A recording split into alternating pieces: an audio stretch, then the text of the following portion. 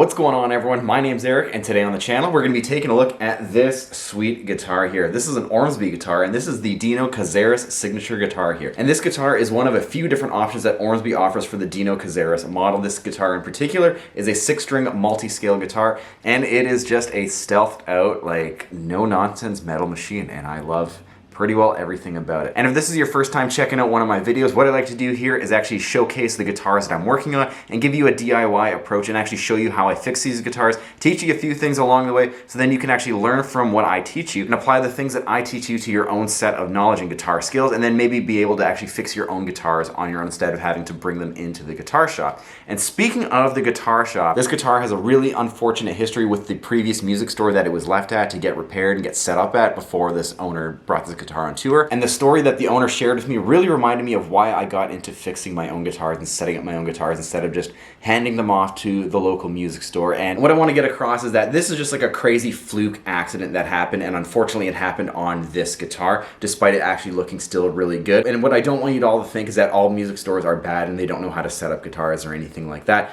There's a lot of really good stores out there, and there's unfortunately some ones that do some not so good work. And that kind of reaffirms why I wanted to get into fixing my own guitars and honestly doing all this and passing on my knowledge to you, so then you can avoid these potential nightmare issues that I know a lot of us would never want to have on our guitars. Again, like, I talk to techs like pretty frequently, and I know a really good set of techs across Canada and in the United States as well. And when we do talk, like, we do try and learn from each other as well, and I think that is a big thing. Like, we are doing that professional development. We want to do better in our jobs to then make these guitars play even better than when they came in, and even just try to build on our own skills and keep learning and get to do better at our jobs. All right, so now let's get to a little bit of some juicy nightmare fuel. So as I said earlier, this guitar was getting set up and it was going to be on tour for a bit, so it was just kind of like a once over. So I guess the guitar went to the local music store, came back, everything was good. And apparently the pickup looked like it was a little off center. Now this is a fan fret design guitar, and when you have a fan fret design guitar, you do need to have a pickup that is slanted to match the actual angle that the bridge is sitting at. If the tech got confused on that, at that point it's like you should probably stop and maybe ask someone else a little bit higher than you to actually maybe help you work on this guitar, or to actually just kind of learn from this. Pickup looked a little off center to the cavity. It was on a slant, being a multi-scale. One side of the pickup was basically touching the wall of the cab. So I guess the tab of the pickup where the screw sits in was touching the actual body cavity right here. And I don't know why the guitar's pickup would actually have to come out, especially if it's just for like a normal setup or anything like that. You really shouldn't have to take the pickup out of the guitar in order to actually adjust it. Like, that's just a bit of a weird red flag for me. I thought it was a bit odd. Had so much going on preparing for the tour, took it straight to practice, went to it, and I guess one song into practice, the pickup actually popped out of the guitar and then hit the strings. So then there's a bit of an issue right there. Like, that probably shouldn't be happening after your guitar is fixed, for example. So when the pickup popped out, this is where the nightmare fuel started. The owner of the guitar said that he could see that there were splintered sections of the wood that had cracked along multiple drill holes under there. So it looked like someone had tried to drill out the guitar 4 or 5 times and settled on installing the pickup on a slant that he noticed when he picked it up. And that's just insane. I don't know why you, again, need to take a pickup out of a guitar to set it up. I don't know what state the guitar was in, but in my time of setting up guitars, I've never had to take out pickups to set up a guitar just to get the action of the neck correct or anything like that. Only if I'm changing pickups is when you need to take the pickup out of the guitar or anything like that. And yeah, that is crazy. And from what the owner said, there is like a mess of holes down there, and apparently there is like an actual crack because apparently the music store dropped this guitar, or maybe they knocked it off the shelf and it actually hit the ground at a certain angle, especially with all those extra drill holes in there, and potentially cracked the actually underside of the pickup here in that housing a little bit more. That's crazy. That is an absolute red flag in my opinion. And again, it's just like, is this negligence or like what's going on here? Like, and I don't want to paint the picture that every music store is like this, but this is just like, just kind of crazy. Like, I can't believe it. So from what the owner said, from what it looked like in there, it seemed like the guitar tech that was working on this apparently just kind of went to town on this thing and was just drilling holes until the screw would eventually stick. And the crazy thing is that it's already done from the factory. Like, the original like pilot holes where these screws like enter the body, those have been done from factory. So why are you having to drill all of these extra holes just for the pickup to sit in the guitar? Like, shouldn't there already be 2 mounting screw holes for the screws to actually guide the pickup in and kind of have like that factory fit? Again, like, not too sure. And from what the owner of this guitar is telling me, when he brought this guitar in, the tech told him that he needs to take the pickup way down because the strings at tension, mind you, like at the tuning that this guitar is supposed to be in, the strings are going to be actually sticking to the actual pickup magnet, and you're not going to be able to actually hear the guitar properly, which is not true at all. Like, that will never happen. The only time I've ever had like strings sticking to the pickup magnet is when they are fully slacked and when I'm changing strings and maybe the pickup is a little too high and the pickup will actually naturally grab the strings because the pickup is a magnet and the string is metal and the string will actually sit on the metal pole pieces. That's just a normal thing when the strings are fully slacked and when you're changing strings. That is never going to happen when your pickup height and your string height is set correctly, and even then, like, the string tension is never going to be dipping down. Like, I actually have to push this string down, or some of these strings down, just so they can actually get close to these magnets here. That's crazy, and yeah, I just hope that no one has to go through any sort of situation like this. And again, like, I'm not trying to paint the picture that every music store is gonna like kind of do a botched job on a guitar like this, especially because these are like premium import instruments. And for someone just to hand off maybe their one big guitar purchase of the year and just to get it back and you don't even want to play this thing anymore, like, that is so disheartening. And this is why I got into fixing guitars and setting up guitars in the first place, because I have a good set of knowledge on this topic. You know, I'm still learning as well. I want to pass it on to you because there's a lot of easy tips that we can all benefit from as guitarists and bassists, where we can actually do a lot of these quick adjustments on our own, where we don't have to bring it into the music store or anything like that. And what I will say is that even if you do want to take your guitar to a music store, and that's not going to happen at every time that you bring in your guitar, this is just like a crazy fluke incident. But I will say hats off to the manager who actually made this right and actually sent this guitar out, covered the cost of getting it properly fixed and finished as well, you know, and making sure that the pickup was actually going to sit in the guitar cavity as best as it could.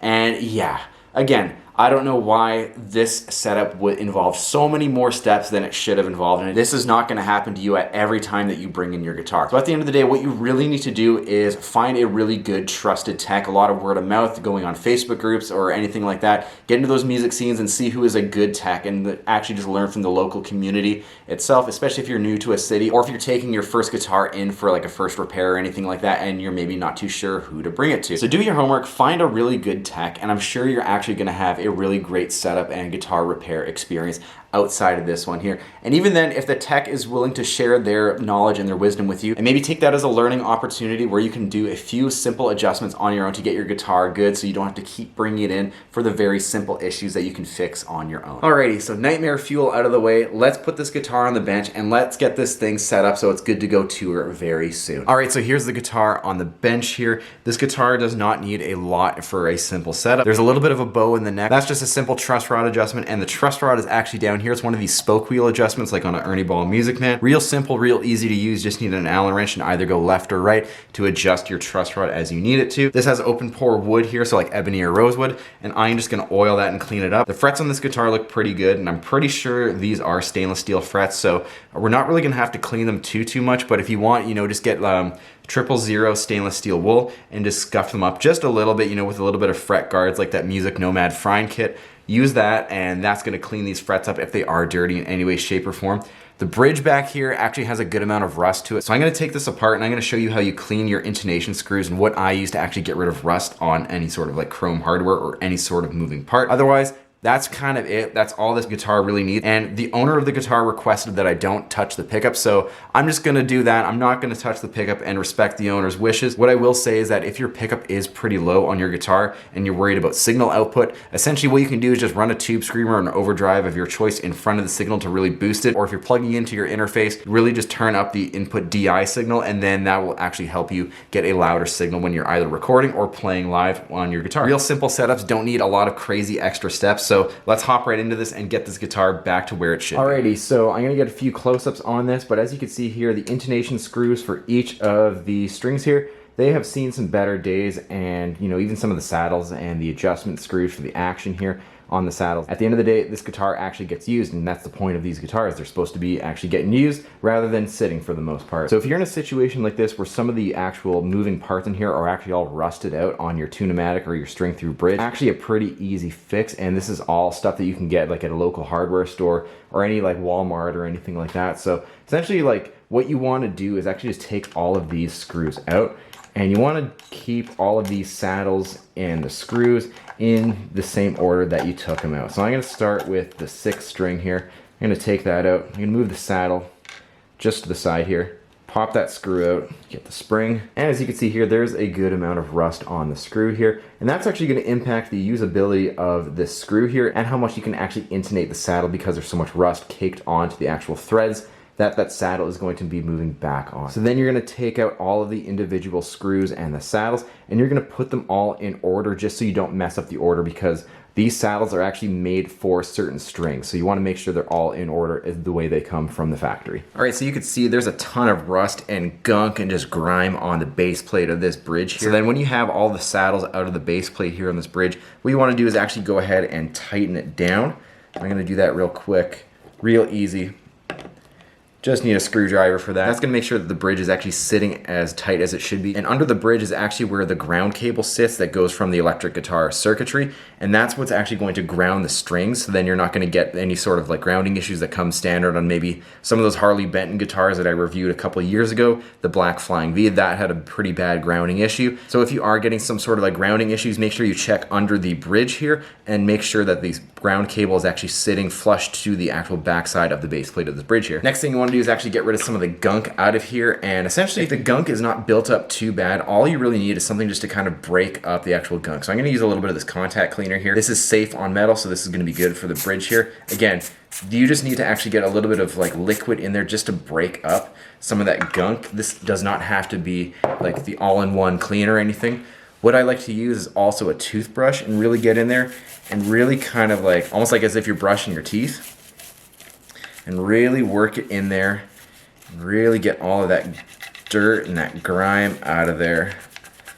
And that's kind of it. Again, real simple tools. You don't need like the craziest materials or like hardware to actually like really get your guitar going. If you get one of those like DIY guitar repair kits from like Arnie Ball or Dunlop or anything that are like maybe 50 bucks, like that's gonna be like a really great starting point for a lot of us guitar players. And even then, look at that, that's looking way better than it was before I actually went to it with an actual toothbrush. So get a toothbrush, anything that can actually scrape out dirt or anything and really get out like gunk and dirt, a little bit of a cleaning solution, and then you're gonna have a really good bass plate at the end of the day. So if you can't get out a lot of that gunk or anything, just spray it again. So I'm gonna do that one more time. Again, back in with the toothbrush, clean it all up.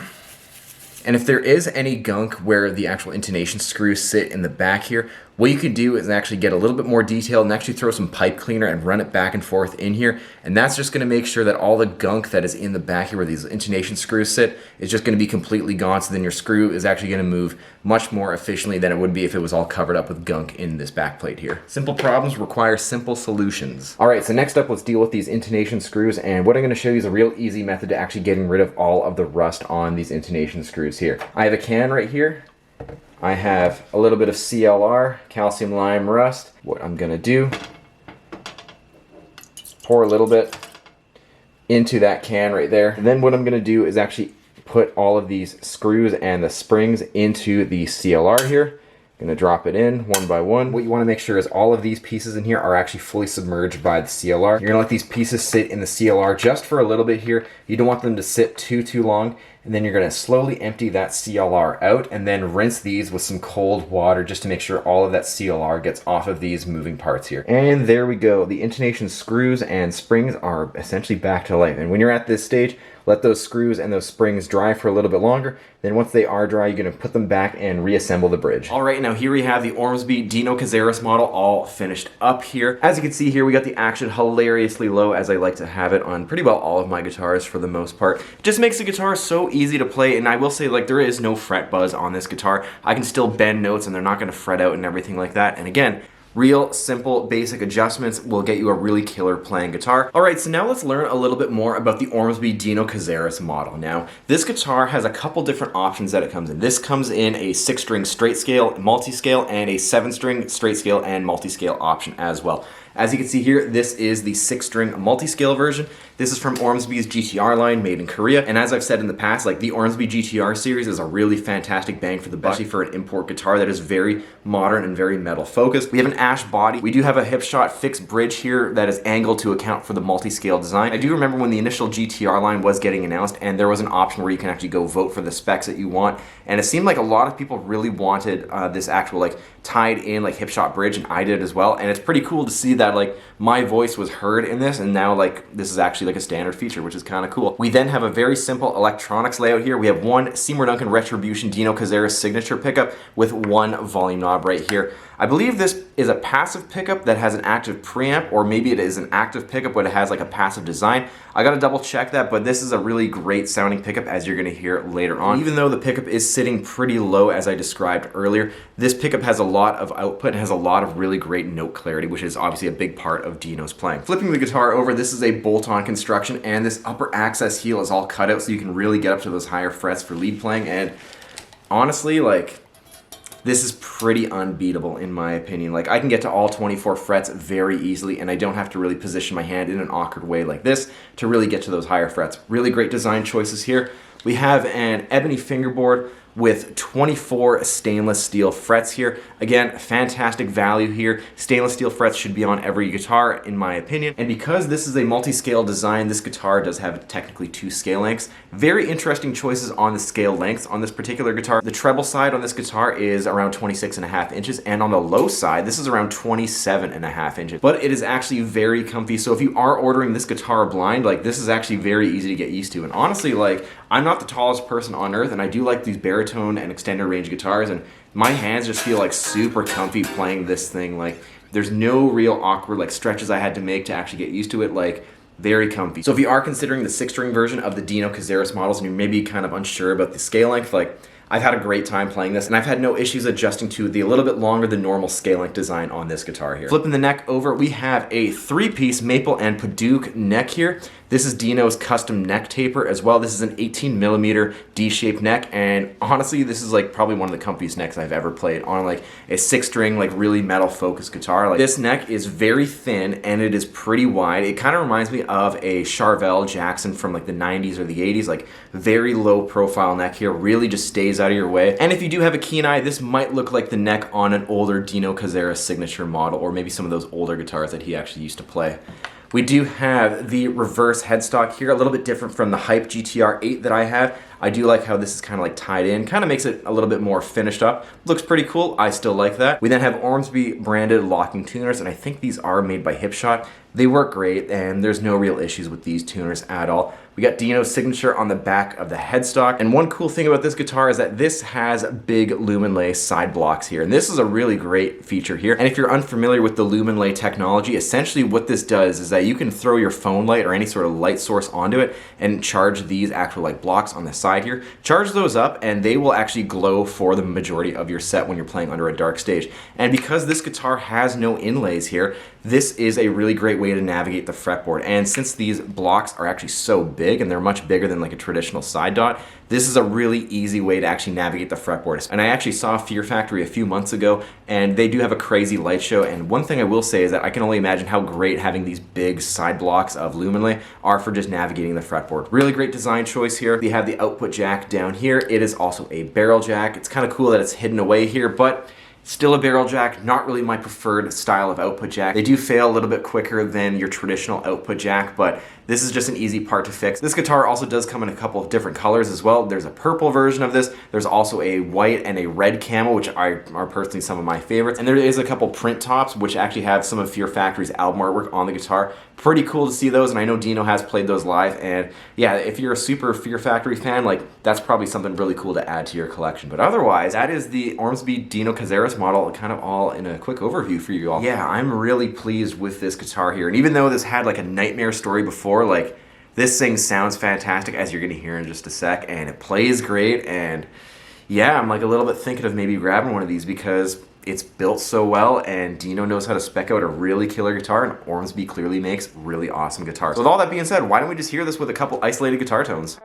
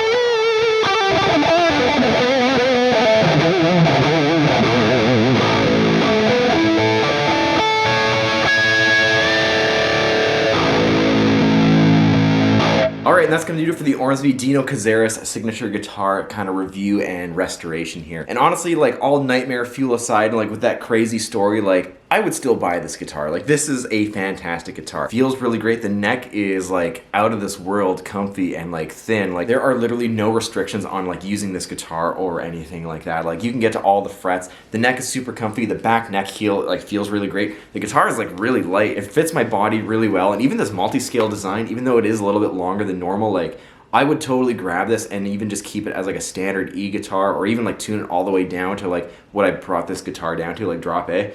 This guitar just plays itself. It's fantastic. I don't really need another 6-string for my collection, but I would be considering a 7-string if I wanted something that was just this awesome. Like, this is a fantastic guitar if you are a big Fear Factory fan, if you want to play what Dino's actually playing. And even outside of Fear Factory, if you want like a straight up like multi-scale or even straight scale, single pickup, one volume, no nonsense, like straight up metal machine, this would probably be a great contender, to be totally honest, in the realm of single pickup metal machine guitars that are available today. But otherwise, if you are considering one of these guitars, you're going to be very happy with your purchase at the end of the day. Alright, now that's going to do it for today's video. If you liked the video, make sure you give it a thumbs up. If you learned something new, or if you've enjoyed certain parts of the video, make sure you let me know in the comments, especially if you are considering one of these Ormsby Dino Cazeras guitars. If you're new to the channel, consider subscribing. I have tons more videos like this that go over proper setup routines and guitar maintenance and everything like that, as well as different guitar reviews. And if you really like what I do, make sure you consider hitting that notification bell so you don't miss a single video that I upload. Thanks for checking this out, and I'll see you next time.